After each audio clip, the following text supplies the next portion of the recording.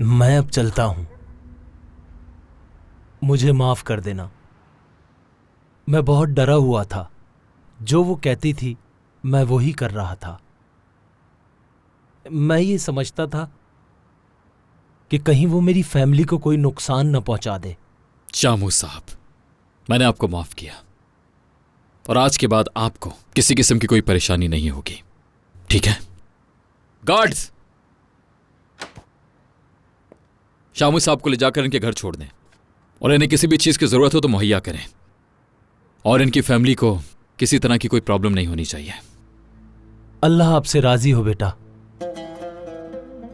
काश के मैं पहले ही तुम्हें ढूंढ लेता, तो बहुत पहले तुम्हें सच का पता लग जाता। आपने जो कुछ भी किया सही वक्त पर किया है, और इसी वक्त पर होना बेहतर था मेरे ख्याल से। अपना ख्याल रखें, अल्लाह की हिफाजत में रहें। आपको कभी भी कोई परेशानी हो तो मैं यहां हूं, आप बिला झिझक मुझे फोन कर सकते हैं, ठीक है?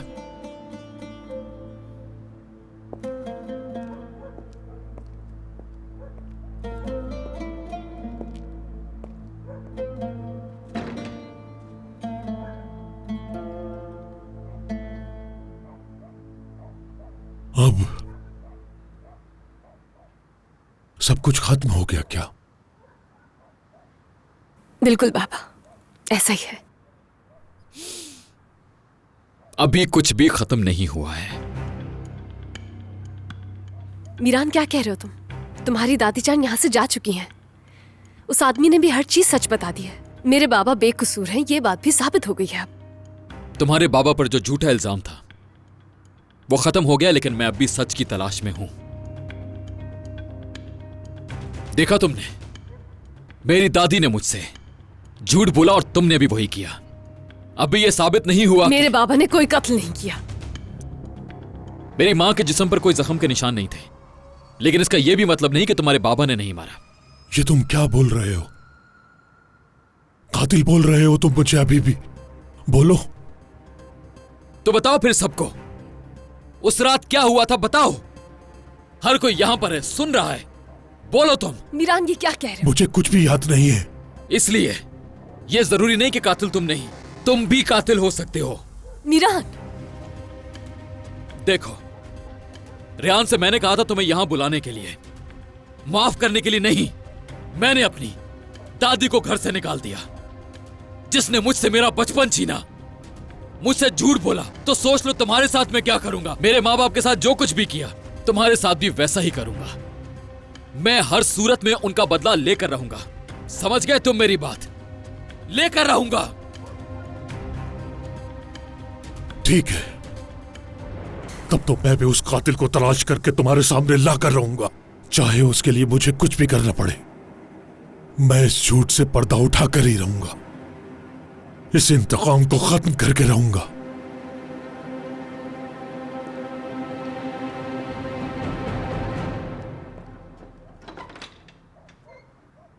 बाबा, बाबा,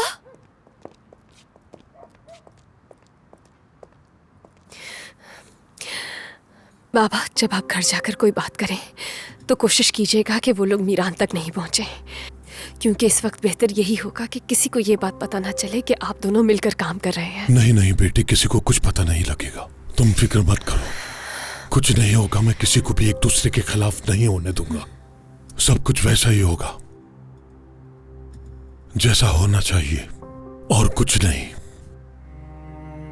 और अब मैं पहले से ज्यादा पुरसुकून हूं, क्योंकि सब जानते हैं कि मैंने किसी की इज्जत पर हाथ नहीं डाला।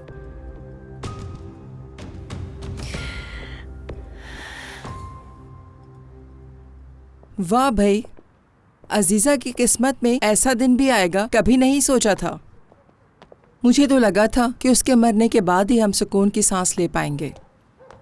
बेटा, अजीजा इस बात का गुस्सा निकालने के लिए कुछ तो करेगी। पहले से भी ज्यादा बुरी बनकर आएगी वो कुछ भी कर सकती है मीरान, कुछ भी। जो कुछ भी हुआ अच्छा नहीं हुआ। मुझे तुमसे कुछ कहना है। कहिए आंटी। अजीजा ने जो कुछ भी किया उसकी वजह से हमें बहुत नुकसान उठाने पड़े हैं। तुमने बहुत अच्छा काम किया, चाहे देर से ही सही, लेकिन अब क्या होगा?